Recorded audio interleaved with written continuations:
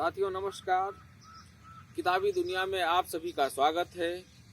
किताबी दुनिया की किसान और किसानी श्रृंखला में आज हम आपके लिए हिंदी के बहुत महत्वपूर्ण कवि या यूं कहें कि आंदोलनकारी कवि विष्णु खरे जी की एक कविता है जिसका शीर्षक है उनसे पहले, हम आपके लिए लेकर आए हैं। ये कविता कई साल पहले की है, लेकिन इस कविता को लिखते समय उन्होंने किसानों के हालात को बहुत करीब से देखने का प्रयास किया है। इस कविता में लगभग 3 लाख से ज्यादा किसान भूमंडलीकरण के दौर में जब से हिंदुस्तान में मृत्यु का आंकड़ा रखा गया है, किसान आत्महत्या क्यों कर रहे हैं और करने के पहले वो क्यों नहीं व्यवस्था है उससे अब दो चार हो रहे हैं। एक तरीके से इस कविता में नाराजगी भी है लेखक ने जो व्यक्त की है। इस कविता के शब्दों पर गौर फरमाइएगा और आज के किसान जीवन के जो हालात हैं उनसे अपने को जोड़कर देखिएगा। तो पेश है कविता उनसे पहले। किसानों मजदूरों की आत्महत्या की खबरों से मुझे भी हैरानी होती है कि जब उन्हें खुदकुशी ही करनी है तो वह राजस्व अधिकारियों, साहूकारों, बैंकरों, कंपनी मालिकों, मैनेजरों, अखबारों, चैनलों के संचालकों, पत्रकारों, दीगर बुद्धिजीवियों, अध्यापकों, रचनाकर्मियों, धर्मगुरुओं, पुलिस वालों, न्यायपालों, नेताओं, अपराधियों, विधायकों, सांसदों, मंत्रिमंडलों में से कम एक असली गुनहगार को मारकर क्यों नहीं मरते। फिर मुझे भान हुआ और अपनी चमड़ी चोर शर्म में मैं चुप रहा कि कब गया मैं उनके बीच। फिर मुझे भान हुआ और अपनी चमड़ी चोर शर्म में मैं चुप रहा कि कब गया मैं उनके बीच।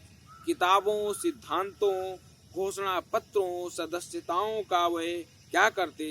किताबों, सिद्धांतों, घोषणा पत्रों, सदस्यताओं का वे क्या करते। कहाँ बताया मैंने और मुझ शरीकों ने उन्हें, कहाँ बताया मैंने और मुझ शरीकों ने उन्हें कि अभी भी उनमें कितनी जिंदगी और हिम्मत बाकी है, कि अभी भी उनमें कितनी जिंदगी और हिम्मत बाकी है। किसने कहा उनसे कि कुदाल, फावड़ा, गेंती, हल बख्खर। किसने कहा उनसे कि कुदाल, फावड़ा, गेंती, हल बख्खर और अपने शरीर तक को बनाया जा सकता है हथियार, और अपने शरीर तक को बनाया जा सकता है हथियार। ऐसा कहा गया होता तो शायद उनकी मौत की नौबत ही ना आती। ऐसा कहा गया होता तो शायद उनकी मौत की नौबत ही ना आती। कहाँ मदद की उनकी हम जैसों ने, कहाँ मदद की उनकी हम जैसों ने उनके दुश्मन पहचानने में। कब किया आगाह कि हम में भी उनके बैरी हो सकते हैं। कब किया आगाह कि हम में भी उनके बैरी हो सकते हैं। कि श्रद्धा, सबर, दीनता, धर्म से आखिरकार कुछ हासिल नहीं होता। कि श्रद्धा, सबर, दीनता, धर्म से आखिरकार कुछ हासिल नहीं होता। कि जब मौत के सिवा कोई रास्ता ही न रहा, कि जब मौत के सिवा कोई रास्ता ही न रहा तो चलो किसी अन्यायी को भी साथ लिए चलते हैं, तो चलो किसी अन्यायी को भी साथ लिए चलते हैं। लेकिन हैसियत और कुव्वत क्या थी और है मुझ शरीकों की। लेकिन हैसियत और कुव्वत क्या थी और है मुझ शरीकों की। खुद अपने ही प्रेत हैं अब पछतावे में मुक्ति खोजते भटकते हुए। खुद अपने ही प्रेत हैं अब पछतावे में मुक्ति खोजते भटकते हुए। हम जैसे तो कभी की आत्महत्या कर चुके, हम जैसे तो कभी की आत्महत्या कर चुके, हम जैसे तो कभी की आत्महत्या कर चुके। साथियों, विष्णु खरे जी की ये कविता का एक एक शब्द बहुत मायने रखता है। नेताओं, माफियाओं, सरकारों, मंत्रिमंडलों के साथ साथ जो बौद्धिक वर्ग है हिंदुस्तान का, देश का, जो अपने को सबसे ज्यादा आम आदमी के करीब रखने का दावा करता है, उसको भी उन्होंने निशाने पे लिया है। जिस तरीके से पत्रकारिता और बौद्धिकों का एक वर्ग आज सरकार के साथ नाभिनाल बद्ध हो गया है, उसको वो निशाने पर लेते हैं।